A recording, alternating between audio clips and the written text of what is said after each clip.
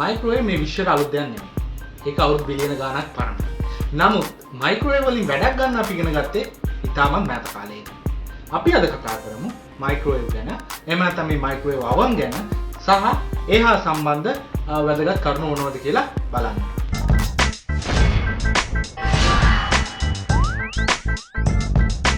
දෙවන ලෝක යුද්ධ කාලයේදී මේ රේඩාර් සහ රේඩියෝ වේව්ස් ගැන ගොඩක් ගැඹුරින් අත්හදා බලන්න පටන් ගත්තා.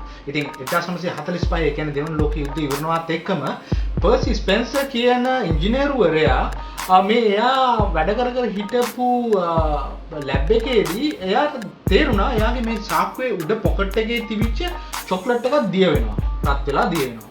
ඉතින් එයා හිතුවා එයා මේ වැඩ කර හිටිය උපකරණය හා සම්බන්ධ පිටවෙච්ච කිරණ වලින් වෙන්නේ නැති මේක වෙන්නේ නැත්තේ කියලා. මොකද ඒ වෙලාවේ එයා වැඩ කර හිටියේ මැග්නට්‍රොන් කියන උපකරණයක් එක්ක. ඉතින් ඔන්න ඕක තමයි මෙන්න මේ මයික්‍රෝවේව් සහ මයික්‍රෝවේව් අවන් එළියට එන්න සාධක වෙච්ච පරීක්ෂණය. ඉතින් මේක හම්බෙන් සිද්ධ වෙච්ච දෙයක්. අපි බලමු මොකක්ද මේ මයික්‍රෝවේව් අවන් එකේ ප්‍රධාන ව්‍යුහය කියලා. ඉතින් ඕගලන්ට මේ රූප සටහනේ බලා ගන්න පුළුවන් ඇති. මේකේ තියෙනවා ප්‍රධාන වශයෙන් ට්‍රාන්ස්ෆෝමර් එකක්. ඒකෙන් තමයි වෝල්ටේජ් එක වැඩි කරලා මේක ඇතුළට සපයන්නේ.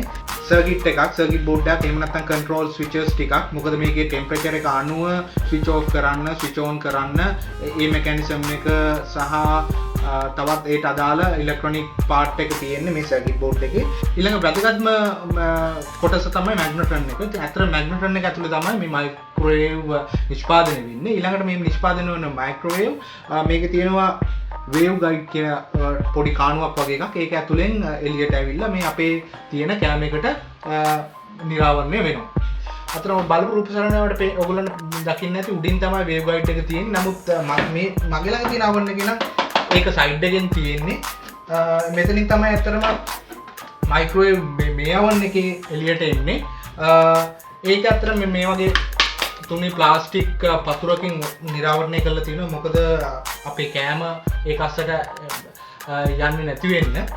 ඒ වගේම තමයි මේ රොටේට් වෙන ටේබල් එකක් තියෙනවා. බොහොම ඒකෙන් පුළුවන් අපි තියෙන ආහාරයට සමානව මයික්‍රෝවේව් නිරාවරණය කරන්න. ඔයාලට මේ රූප සටහනේ බලා ගන්න පුළුවන් ඇති මේ කවරය ගලවපු මයික්‍රෝවේව් oven එක ව්‍යුහය. අතර මේකේ ප්‍රධාන වෙනවා මැග්නට්‍රොන් එක. උඩින් තියෙන්නේ ලොකුවට තියෙන මැග්නට්‍රොන් එක. ඊට යටින් තමයි ට්‍රාන්ස්ෆෝමර් එක පේන්න තියෙන්නේ. අතර මේ oven එකේ ප්‍රධානම වෙන්නේ මැග්නට්‍රොන් එක. අපි මේ රූප සටහන මේ තියෙන්නේ මැග්නට්‍රොන් එක ෆොටෝ එකක්. ඊළඟ මෙන්න මේ බලන රූප සටහනේ ඔයගලන්ට බලා ගන්න පුළුවන් ඇති මැග්නට්‍රොන් එකේ හරස් කඩ. ඉතින් මේකේ ප්‍රධානම වශයෙන් තියෙනවා ඇතුළෙන්ම වැකියුම් ටියුබ් එකක්. වැකියුම් ටියුබ් එක ඇතුලේ තියෙනවා ඇනෝඩය සහ කැතෝඩය. මේ ට්‍රාන්ස්ෆෝමර් එකෙන් දෙන හයි වෝල්ටේජ් එක සම්බන්ධ වෙලා තියෙන නිසා ඒක ඇතුලේ තියෙන ඇනෝඩය සහ කැතෝඩයට ඒ වගේම වැදගත් වෙනවා මැග්නට්‍රොන් එකේ තියෙන මැග්නට් දෙක. දැන් උඩින් ඔයගලන්ට පේනවා ඇති කළු පාට ඒ හරස් කඩේ පේන්නේ මැග්නට් එක. අනිත් වැදගත් කොටස තමයි මේකේ තියෙන රේඩියේටර් එක. මේකෙන් තමයි කූල් කරන්නේ. අතන මේ රූප සටහනේ ඔයගලන්ට හොඳට පැහැදිලිව බලා ගන්න පුළුවන් මේකේ මැග්නට්‍රොන් එකේ වැකියුම් ටියුබ් එක ඇතුලේ තියෙන ව්‍යුහය. මේකේ මැදින්ම තියෙනවා කැතෝඩය සහ පිටින් ඇනෝඩය තියෙනවා.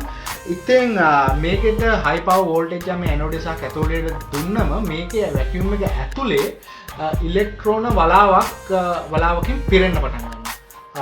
මැග්නට් දෙක නිසා දෙපැත්ත සම්බන්ධ වෙච්ච මැග්නට් දෙක නිසා මේක ඇතුළත සුලියක් වගේ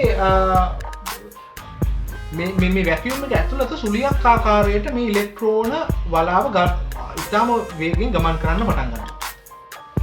ඊළඟට ඔයගලන්ට බලා ගන්න පුළුවන් ඇති මේ මැග්නට්‍රොන් එකේ මේ වැකියුම් එක ඇතුලේ තියෙනවා කුඩා වක්‍රාකාර කාණු රාශියක්.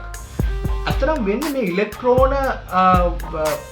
ඉලෙක්ට්‍රෝන සුලිය නිසා මේ වක්‍රාකාර කාණු අස්සේ හිර වෙච්ච ඉලෙක්ට්‍රෝන වලින් මයික්‍රෝවේව් නිදහස් වෙන්න පටන් ගන්නවා.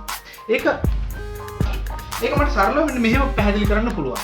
දැන් අපි මේ වගේ බෝතලයක් අරගෙන මෙතන කට තියලා හයියෙන් ගාලා පිම්බුවොත් මේකෙන් ශබ්දයක් නිකුත් වෙනවා. ඒක වෙන්නේ මේක අස්සේ හිර වෙච්ච වාතයට මේක අස්සේ හිර වුණු වාතය සහ මේ පිටින් ගමන් කරන වාතයේ අතර තිබිච්ච ඝට්ටනය නිසා.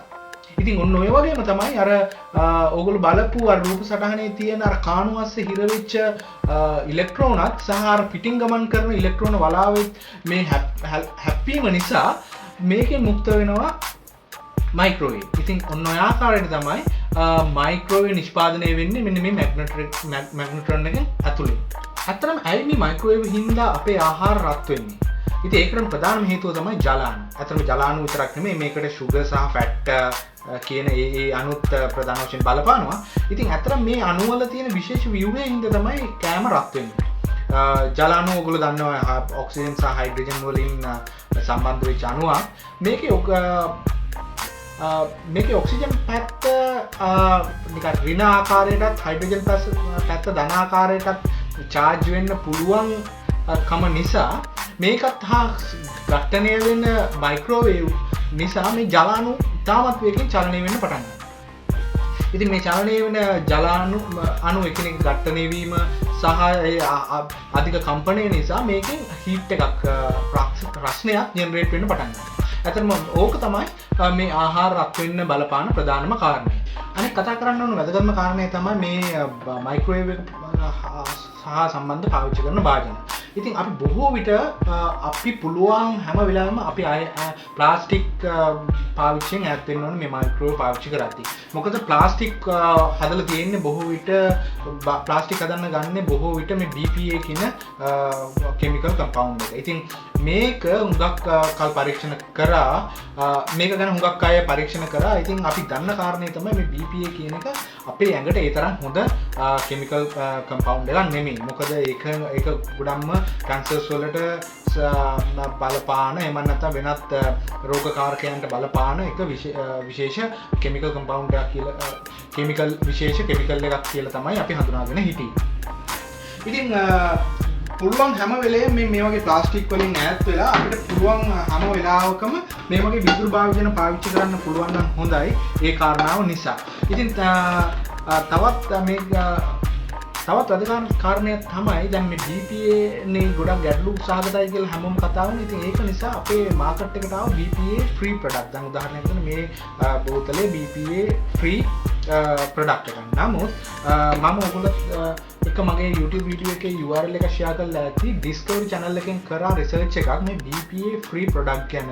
ඉතින් BPA free මේ product වල ඇත්තටම chemical රාශියක් තියෙනවා ඇඟට අහිතකර. ඉතින් ඒ නිසා අපිට පුළුවන් හැම වෙලේම මේ ප්ලාස්ටික් වලින් ඈත් වෙලා ඉන්න පුළුවන් නම් වඩාත්ම වැදගත්. අවසාන වශයෙන් ඔයගොල්ලොත් එක්ක ෂෙයා කරගන්න තවත් කාරණාවක් තියෙනවා. ඇත්තටම මේ 2013 වෙද්දී රටවල් රාශියකින් තවත් විශේෂ පරීක්ෂණ රාශියක් කරා මේ BPA ගැන. ඇත්තටම මේගොල්ලෝ කියන විදිහට නම් මේ BPA ඒ තරම් ඇඟට අහිතකර දෙයක් නෙමෙයි. මොකද BPA ඇඟ ඇතුලේ ගොඩක් හිර වෙන්නේ නැහැ. ඒක අපේ මුත්‍රා පද්ධතියත් එක්ක මුත්‍රා කරද්දී ඒක අයින් වෙනවා කියලා තමයි ඒගොල්ලෝ කියන්නේ. ඉතින් ඒ රිසර්ච් පේපර් උත් මම ගොඩක්ම ෂෙයා කරලා ඇති මගේ වීඩියෝ එක යට. නමුත් කොහොම වුණත් අපි මේකේ මේ කාරණා කොහොමද කියලා හරියටම දන්නේ නැති නිසා අපිට පුළුවන් මේ ප්ලාස්ටික් වලින් පුළුවන් හැම වෙලෙම ඈත් වෙලා වැඩ කටයුතු කරන්න. ඉතින් ඔන්න ඔය කාරණා ටික තමයි මට ඔයගොල්ලොත් එක්ක අද ෂෙයා කරගන්න ඕනේ. මම ගොඩක් ආදරෙන් ඉල්ලනවා මේ වීඩියෝ එක ඔයගොල්ලන්ගේ යාළුවොත් එක්කත් ෂෙයා කරගන්න. මොකද මේකේ තියෙන පුංචි කාරණයක් හරි ඔයගොල්ලන්ගේ යාළුවන්ට වැදගත් වෙයි. ඒ වගේම තමයි මගේ වීඩියෝ කතා channel එකට යන්න youtube.com/video කතා. ඒකේ තවත් හුඟක් හොඳ වීඩියෝස් ඇති. එකතු වෙන්න මාත් එක්ක subscribe කරේ නැත්නම් subscribe කරන්න මගේ channel එකට. තවත් හොඳ වීඩියෝස් ඔයගොල්ලන්ට අරන් එන්න මම ඉස්සරහට බලාපොරොත්තු වෙමින් ඉන්නවා. එහෙම නැත්නම් මේ වීඩියෝ එක බලන්න බොහොම ස්තුතියි. තවත් හොඳ වීඩියෝ එකකින් හමු වෙමු. මම සම්පත්. පිළිලෙන්න.